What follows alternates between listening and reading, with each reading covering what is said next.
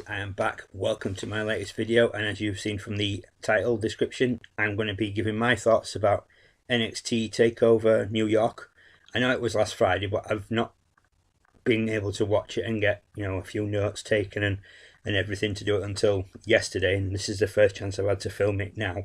So I apologise for the delay. I am going to do a WrestleMania review.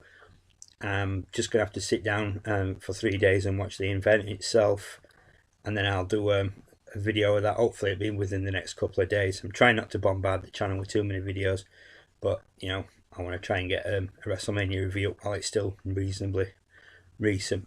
So NXT Takeover New York. This is the first wrestling event I've watched for easily over a year, and I was hoping that not a lot would have changed since the last time I watched the Takeover, and that they were still going to be absolutely amazing. Turns out I wasn't wrong. So here we are. Here's my thoughts on NXT Takeover 2019 New York, whatever you want to call it. New York. So first match up we had was the NXT tag title match between the War Raiders and Ricochet and Aleister Black. I found it a bit strange that the tag team match was the opener, but it didn't really take anything away, in my opinion, from the flow of the event.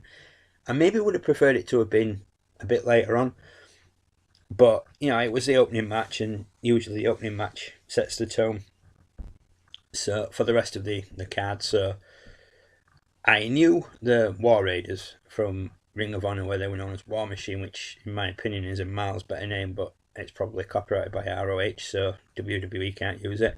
Aleister Black I've seen before, and I've seen him live. Ricochet, I've not seen him for a while. I think last time I saw him was probably on some New Japan thing. But yeah, holy shit, what a match. It was just non-stop. Everything about this match was just amazing. I loved it.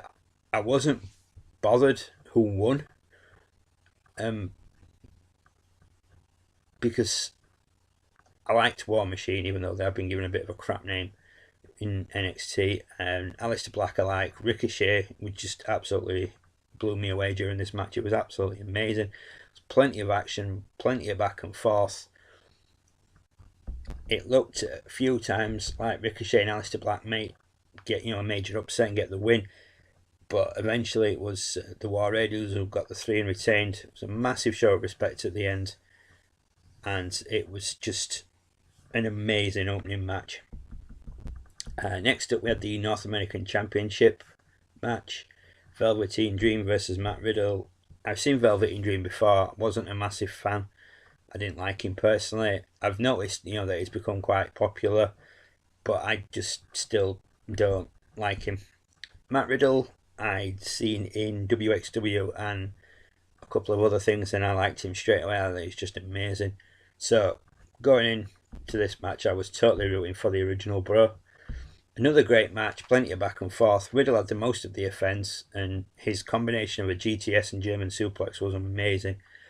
Wasn't to be Riddle's night, however, as Dream reversed Riddle's attempted submission into a pin.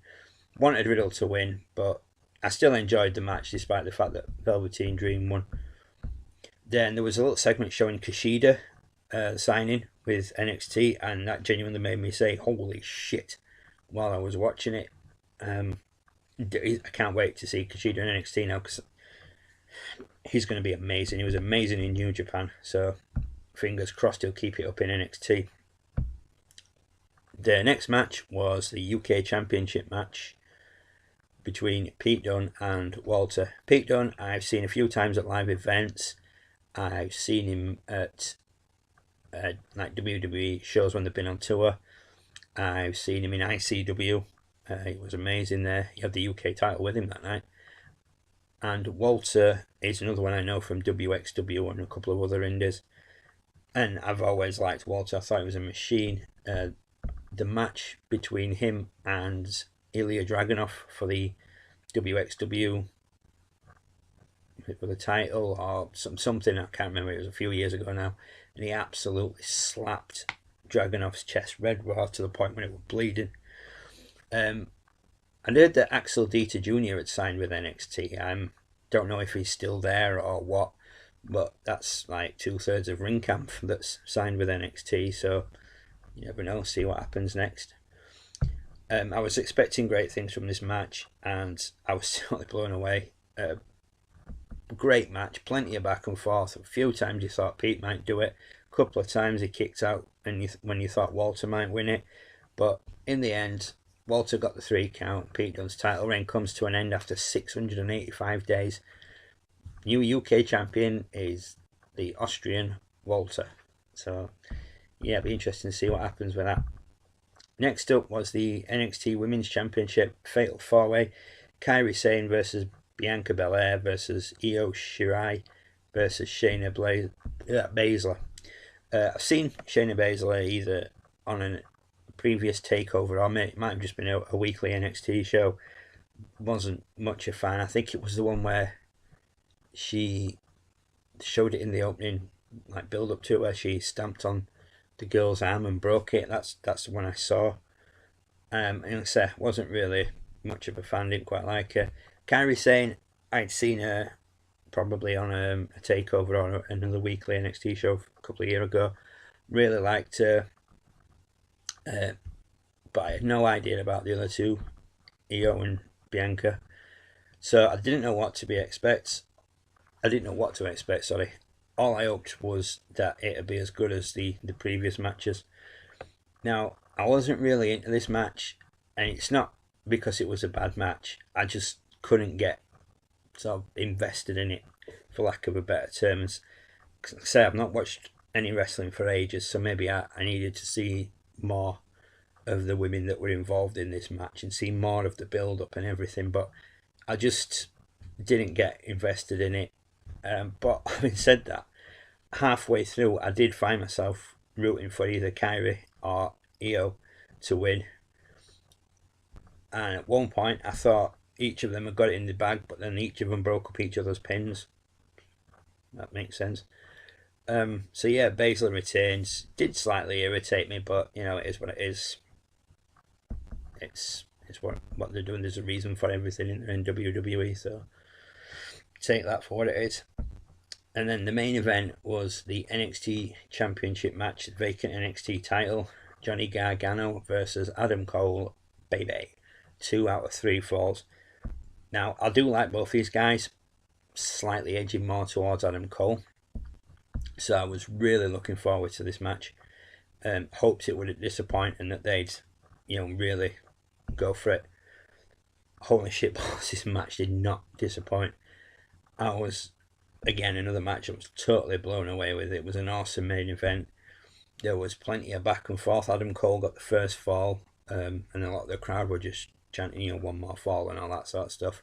The crowd seemed pretty split. There seemed to be like literally 50-50 chanting Johnny Wrestling, Adam Cole.